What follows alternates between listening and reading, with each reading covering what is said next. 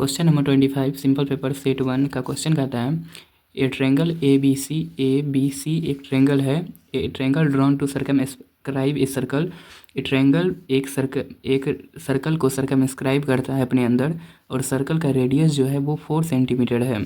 तो such that the segment B D, ये जो बी डी है, बी डी उसका दिया हुआ है माप 10 centimetre length and D C जो है वो 8 सेंटीमीटर है। तो find the length of side, ये length of side A B यहाँ से यहाँ तक एंड ए सी का ये लेंथ कितना होगा।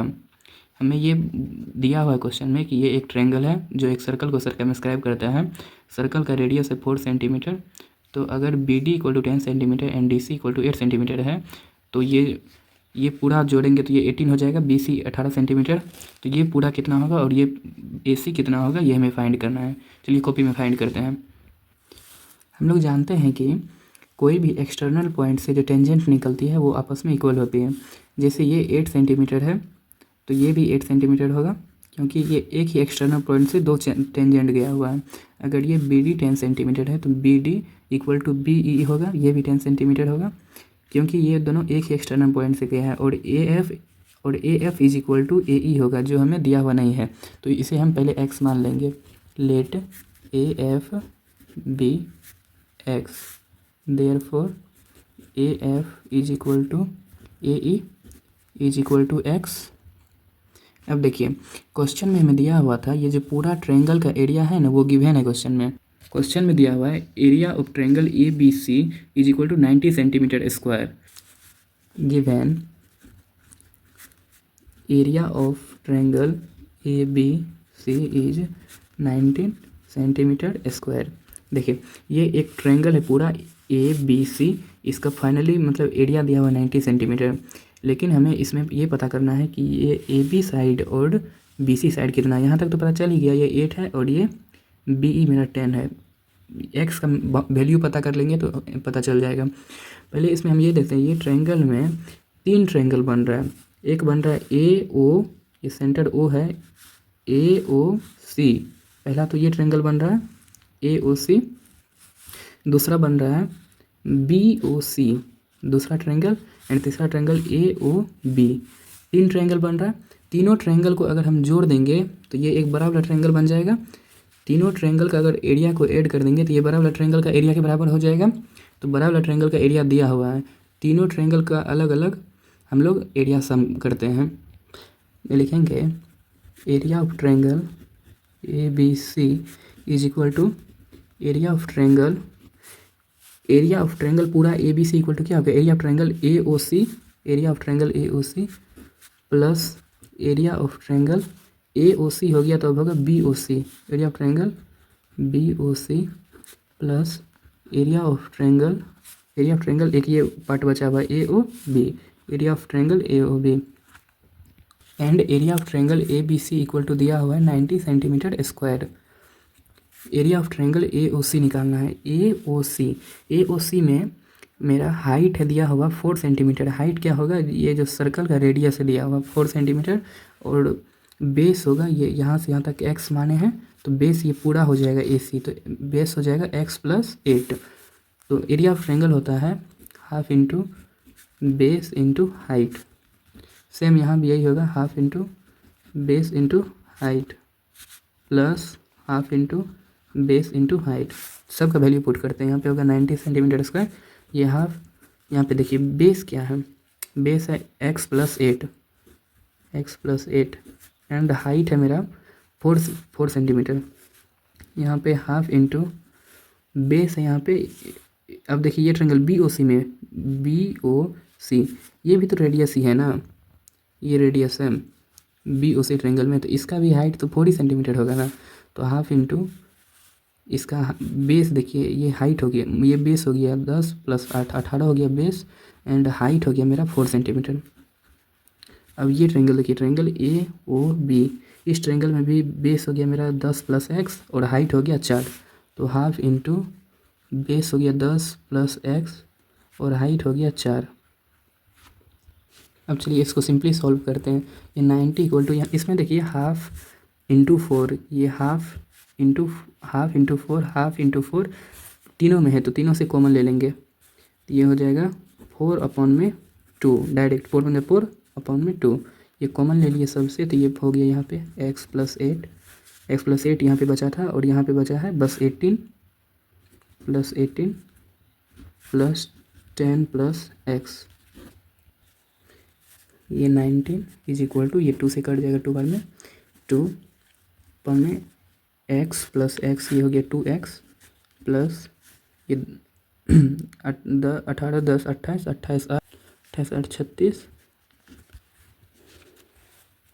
ये इसको डिवाइड में भेज देते हैं 90/2 = 2x + 36, ये 2 से कट गया 45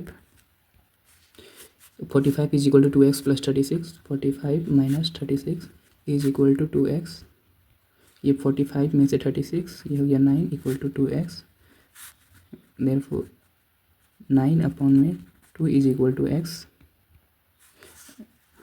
and x = 4.5, तो x का एग्जैक्ट वैल्यू निकल गया 4.5, तो हमें निकालना था ए बी एंड ए सी का मान, तो ए बी का मान है यहाँ पे दिया हुआ, ए बी का मान है दिया हुआ 10 + x, तो ए बी का मान क्या था 10 + x एंड ए सी का मान था 8 + x, ए सी का मान होगा 8 + x, तो x का वैल्यू दोनों जगह पुट कर देंगे, ये हो जाएगा 10 + 4.5 और ए सी का मान 8 + 4.5, तो ये हो गया 14.5 centimetre A B and A C का मान हो गया 12.5 centimetre, hence A B = 14.5 centimetre and AC = 12.5 centimeter.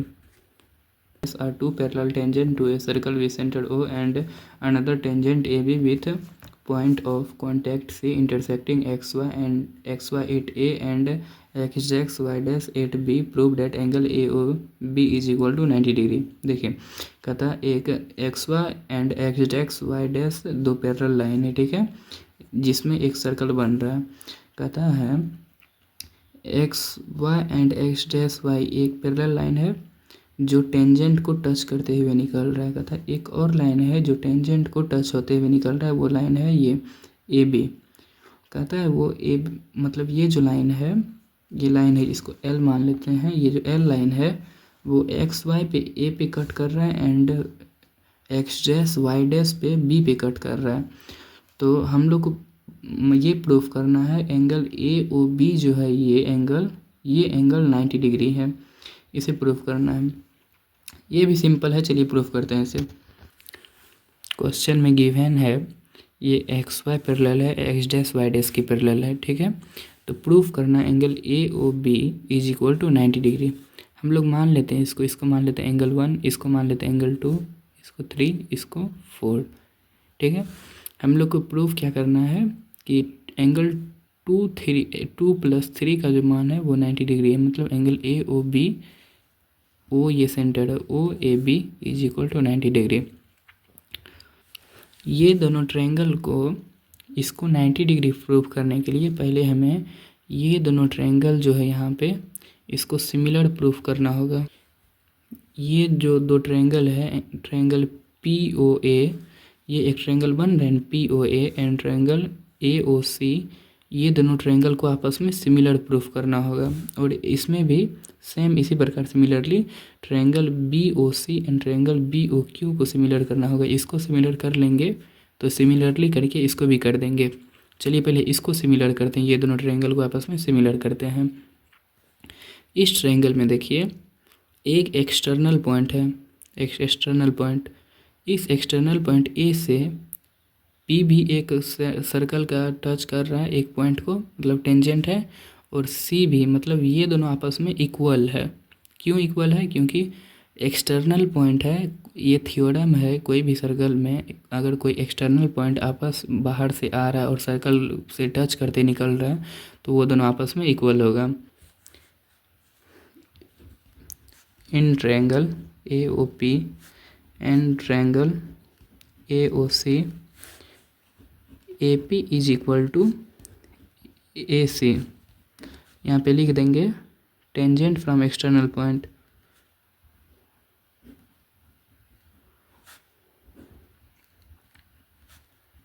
External point ये हो गया। और ये दोनों साइड आपस में इक्वल, और ये देखिए ओ पी एंड ओ सी भी आपस में इक्वल होगा। क्यों इक्वल होगा? क्योंकि ये एक सर्कल है, सर्कल में ये भी एक रेडियस है और ये दोनों आपस में रेडियस है। तो O P is equal to O C. क्यों होगा? तो रीजन लिखेंगे रेडियस ऑफ सर्कल। अब तीसरा चीज़ देखिए, ओ ए इक्वल टू, ये भी ट्रायंगल में ओ ए है एंड ये भी ट्रायंगल में ओ ए है, तो ओ ए इज इक्वल टू ओ ए, ये कॉमन हो जाएगा। कोई भी ट्रायंगल, दो ट्रायंगल को कॉन्ग्रुएंट प्रूफ करने के लिए कम से कम 3 कंडीशन चाहिए, जो यहाँ पे फुलफिल हो रहा है। A P equal to A C, तो therefore triangle A O P जो होगा वो कॉन्ग्रुएंट होगा ट्रायंगल ए ओ सी का। अब देखिए ए ओ पी ट्रायंगल कॉन्ग्रुएंट है ए ओ सी का, तो मतलब एंगल, मतलब ये जो एंगल ए है, इस ये वाले एंगल इसके बराबर है, एंड ओ जो है मतलब ये एंगल 1 जो है 2 के बराबर है, एंड पी जो है वो सी के बराबर है। तो यहाँ पे हमें यहाँ पे इसी का काम है 1 के बराबर 2 को प्रूफ करना। तो हम लोग लिखेंगे angle A O P is equal to angle A O C, किसके द्वारा? Corresponding part of congruent triangle, CPCT के द्वारा। ये फाइंड कर लिए, मतलब A1 जो है 2 के बराबर है, ये कन्फर्म है। अब चलिए इस ट्रायंगल को लेते हैं, triangle BOC and triangle BOQ। Similarly लिख देते हैं direct, LARL, similarly in triangle BOC and triangle BOQ। देखिए in triangle BOC and BOQ को देखते हैं। जिस तरह ये दो ट्रायंगल में हम ये दोनों को सिमिलर किए, उसी तरह सेम इसको भी सिमिलर करेंगे। कैसे करेंगे कि CB जो होगा वो मेरा, ये CB जो होगा मेरा वो BQ के बराबर होगा, ये B से दोनों टेंजेंट है, एंड CO OQ के बराबर होगा क्योंकि ये दोनों रेडियस है, एंड BO मेरा कॉमन होगा। तो सिमिलरली से हम लोग डायरेक्ट लिखेंगे ट्रायंगल BOC जो होगा मेरा वो भी कॉन्ग्रुएंट होगा, किसके कॉन्ग्रुएंट होगा? ट्रायंगल BOQ के कॉन्ग्रुएंट होगा। अगर कॉन्ग्रुएंट होगा तो angle BOC is equal to होगा एंगल BOQ। अगर ये दोनों आपस में कॉन्ग्रुएंट होगा तो ये वाला एंगल इसको 1 माने थे, इसको 2 माने थे, इसको 3 माने थे, इसको 4 माने थे। पहले ये प्रूफ किए ये दोनों आपस में इक्वल है, फिर ये प्रूफ किए ये दोनों आपस में इक्वल है। तो अब इसको पकड़ते हैं। POQ एक स्ट्रेट लाइन है, POQ is a STRAIGST straight line है। तो यहाँ पे जो एंगल बनेगा टोटल वो 180 डिग्री का बनेगा। तो angle 1 plus angle 2 plus angle 3 plus angle 4 equal to 180। Angle 1 plus angle 2 plus angle 3 plus angle 4 is equal to 180 degree. ये तो समझ रहे हैं ये क्यों होगा? लीनियर पेयर के कारण। लीनियर पेयर के थ्रू हम लोग प्रूफ किए ना। यहाँ पे एंगल 1 के बराबर एंगल 2 है, हमको यहाँ पे एंगल 2 का ज़रूरी है और 3 का ज़रूरी है, इसलिए 1 को भी 2 लिखेंगे और 4 को भी 3 लिखेंगे। तो एंगल 1 को भी हम क्या लिखेंगे? एंगल 2 प्लस, क्योंकि दोनों आपस में इक्वल ही है, तो ये एंगल 2, ये एंगल 3 एंगल 4 के बराबर है तो इसको भी 3, अगर 50 के बराबर है तो लिखने में क्या जाता है? तो एंगल 3 एंगल 4 के बराबर है तो एंगल 3 4 को भी 3 लिख देंगे, 180 डिग्री। यहाँ पे ये 2 angle 2 plus 2 angle 3 is equal to 180 degree. यहाँ भी 2 एंगल 2 है, 2 एंगल 3, तो 2 कॉमन आ गया, तो angle 2 plus angle 3 is equal to 180 degree. अब 2 इस साइड मल्टीप्लाई में है, इस साइड आएगा डिवाइड में आ जाएगा, तो angle 2 plus angle 3 is equal to 180/2 ये हो गया 90। तो angle 2 plus angle 3 is equal to 90 degree. देखिए तो क्वेश्चन में हमें यही पूछ रहा था कि angle 2 plus angle 3 equal to 90 proof करना है। तो एंगल 2 प्लस एंगल 3 क्या हो गया, ये एंगल, इसे 90 प्रूफ करना था। तो angle 2 plus angle 3 is equal to angle A O B हुआ। Therefore angle A O B, angle 2 plus angle 3 के बराबर A O B is equal to 90 degree. Proved. Thank you.